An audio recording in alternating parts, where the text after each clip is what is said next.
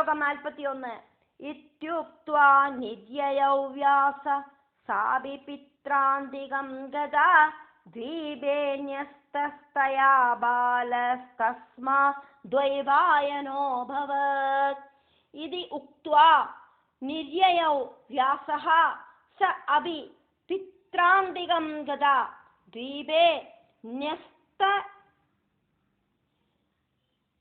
ന്യസ്തസ്തയാ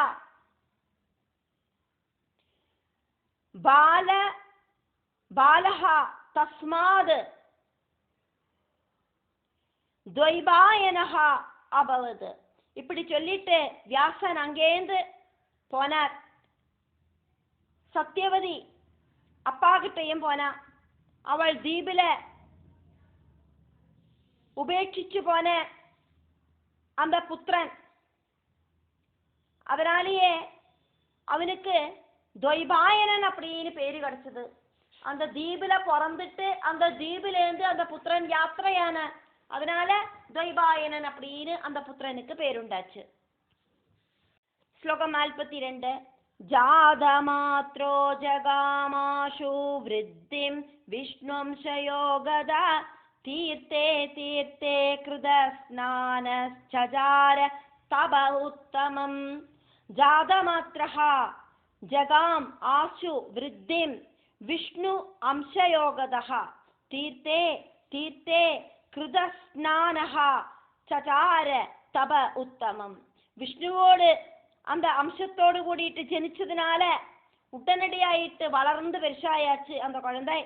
தீர்த்தங்கள் தோறும் ஸ்நானம் பண்ணி உத்தமமான தபஸ் அனுஷ்டிச்சார் அந்த குழந்தை. ஸ்லோகம் 43.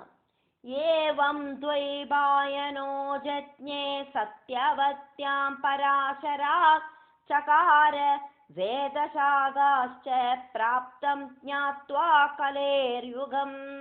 ஏவம் த்வைபாயனஹ ஜஜ்ஞே சத்யவத்யாம் பராசராத் சகார வேதசாகாஹ ச பிராப்தம் ஞாத்வா கலேஹே யுகம். இப்படி பராசரனுக்கு சத்தியவதியில துவைபாயனன் ஜனிச்சார். கலியுகத்தோடு அந்த ஒரு காலகட்டம் வரதுக்கு ஆயாச்சு அப்படின்னு தெரிஞ்சதுனால வேதவியாசர் வேதத்தை பலதாயிட்டு விபஜிச்சார். ஸ்லோகம் 44. வேத விஸ்தார கரணாத் வியாசநாமாபவன் முனி புராண சம்ஹிதாச்சக்ரே மகாபாரதமுத்தமம். வேத விஸ்தார கரணாத் வியாசநாமா அபவன் முனி புராண சம்ஹிதாக சக்ரே மகாபாரதம் உத்தமம். வேதத்தை விபஜிச்சதுனால அந்த முனிக்கு, வேதத்தை பலதாயிட்டு டிவைடு பண்ணினதுனால அந்த முனிக்கு வியாசன் அப்படிங்கிற பேருண்டாச்சு. அவரு புராணங்களும் அதே மாதிரி மகாபாரதமும் எல்லாம், மகாபாரதம் புராணம் இப்படி இருக்கிறதெல்லாம், மகாபாரத இதிகாசம் புராணம் எல்லாம் அவர் எழுதினார். ஸ்லோகம் 45, ஸ்லோகம் 46 இது ரெண்டையும் சேர்த்து நம்ம இங்க பார்க்கிறோம். சிஷ்யானத்யாபயாமாஸ வேதான் கிருத்வா விபாகசஹ சுமந்தும் ஜெய்மினிம் பைலம் வைஷம்பாயனமேவஜ. 46வது ஸ்லோகம். அசிதம் தேவலம் செய்வ சுகம் செய்வ ஸ்வமாத்மஜம் ஏதச்ச கதிதம் சர்வம் காரணம் முனிசத்தமா. 45வது ஸ்லோகம். சிஷ்யான் அத்யாபயாமாஸ வேதான் கிருத்வா விபாகசஹ சுமந்தும் ஜெய்மினிம் பைலம் வைஷம்பாயனம் ஏவஜ. ஸ்லோகம் 46. அசிதம் தேவலம் ச ஏவ சுகம் ச ஏவ ஸ்வமாத்மஜம் ஏதத் ச கதிதம் சர்வம் காரணம் முனிசத்தமாக. शिष्यान् अध्यापयामास वेदान् कृत्वा विभागशः सुमन्तुं जैमिनिं पैलं वैशम्पायनमेव च असितं देवलं चैव शुगं चैव स्वमात्मजम् एतच्च कथितं सर्वं कारणं मुनिसत्तमा. வேதத்தை பகுத்தார் சுமந்து, ஜெய்மினி, பைலன், வைஷம்பாயனன், அசிதன், தேவலன் இப்படி இருக்கிற சிஷ்யர்களையும் சொந்தம் புத்திரனான சுகனையும் அதை படிப்பிச்சார். இப்படி முனிசத்தமர்களே அப்படின்னு சொல்லிட்டு சூதன் சொல்றார், நீங்கள் தேடின அந்த காரணத்தை நான் இதோ உங்ககிட்ட வர்ணிச்சு சொல்லிட்டேன் அப்படின்னு சொல்றார் சூதன் சவுனகாதிகள் கிட்ட. நீங்கள் கேட்ட அந்த டீட்டெயில் எல்லாம் இப்போ நான் உங்ககிட்ட எடுத்து சொல்லிட்டேன் அப்படின்னு. എന്നിട്ട് சூதன் கண்டினியூ பண்றார். 47வது ஸ்லோகம்.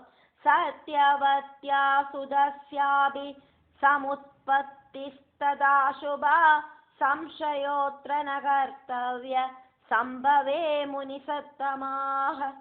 சத்யவத்யாஹ சுதஸ்ய அபி சமுத்பத்திஹி ததா சுபா சம்சயோஹ அத்ர ந கர்த்தவ்யஹ சம்பவே முனிசத்தமாஹ. சத்யவதியோடும் அவளோட புத்திரனோடும் உத்தமமான அந்த ஒரு கதையை, உற்பத்தி கதையை நான் சொல்லிட்டேன். முனிகளே, இந்த சம்பவ கதையில ஒருபோதும் எந்த விதமான டவுட்டும் உங்களுக்கு வேண்டாம். ஸ்லோகம் 48. மகதாம் சரிதே சைவ குணாக்ராஹ்யா முனேரிதே காரணாச்ச சமுத்பத்தி சத்யவத்யா சசோதரே. மகதாம் சரிதே ச ஏவ குணா கிராஹ்யா முனேஹே இதே காரணாஹ ச சமுத்பத்திஹி சத்யவத்யா சசோதரே. மகாத்மாக்களோட கதைகளிலேந்து தெரிஞ்சுக்க வேண்டிய விஷயங்கள் என்ன அப்படின்னா அவளோட குணங்கள் மட்டும்தான். முனியோடு அந்த வியாசனோடு ஜனனத்துக்கும் சத்தியவதியோடு வயிற்றுல அந்த வியாசன் பிறந்ததுக்கும் காரணம் இருக்கு.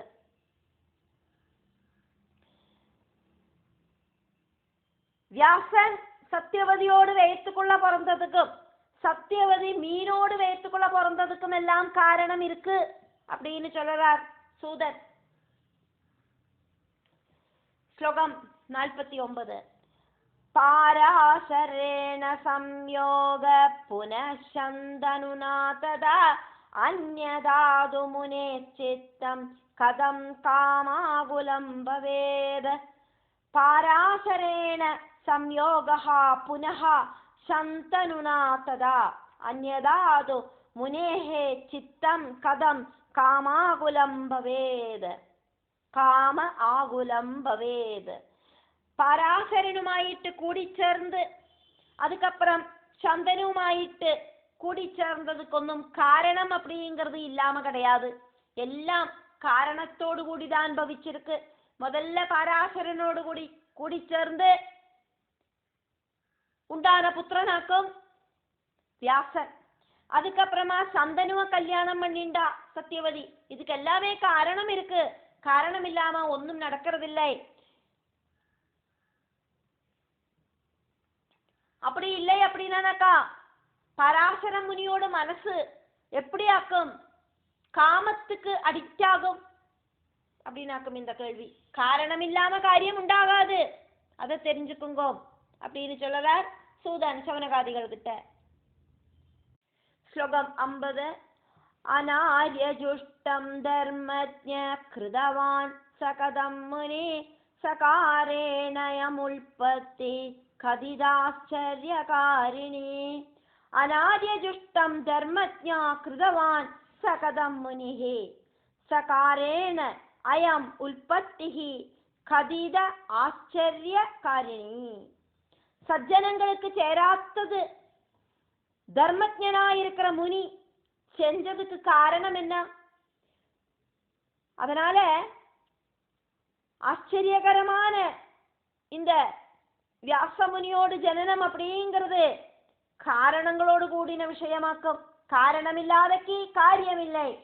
ஏதோ ஒரு காரணத்துக்காகவாக்கும் இங்க வியாச பகவான் பராசர முனிக்கும் சத்தியவதிக்குமாயிட்டு ஜനിച്ചത്.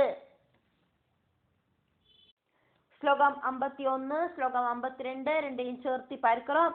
51ல 2 லைனும் 52ல ஒரே ஒரு லைனும் தான் இருக்கு. அதனால இதை ரெண்டும் சேர்த்தியாக்கும் இதுல சொல்லப்பட்டிருக்கு. அதை அப்படியே நம்ம பார்க்கலாம். 51வது ஸ்லோகம்.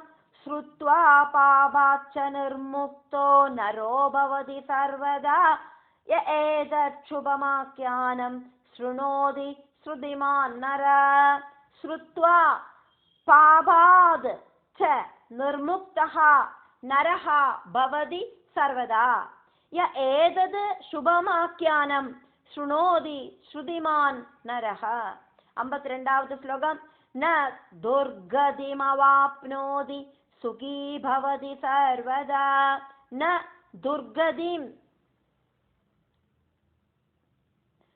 ந துர்கதிம் இவ ஆப்னோதி சுகீ பவதி சர்வதா.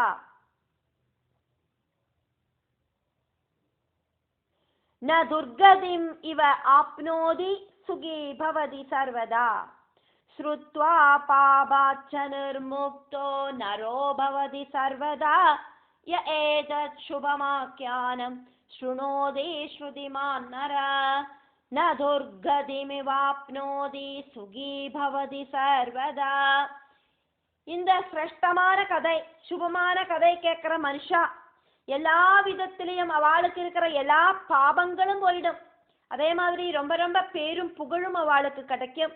எந்த விதமான துர்கதியும் இந்த கதை கேட்கிறவாளுக்கு உண்டாகாது. எப்பவும் சுகமாயிட்டே இருப்பா அப்படின்னு சொல்லிட்டு திதிய ஸ்கந்தத்துல 2வது அத்தியாயம் முடிவடைகிறது.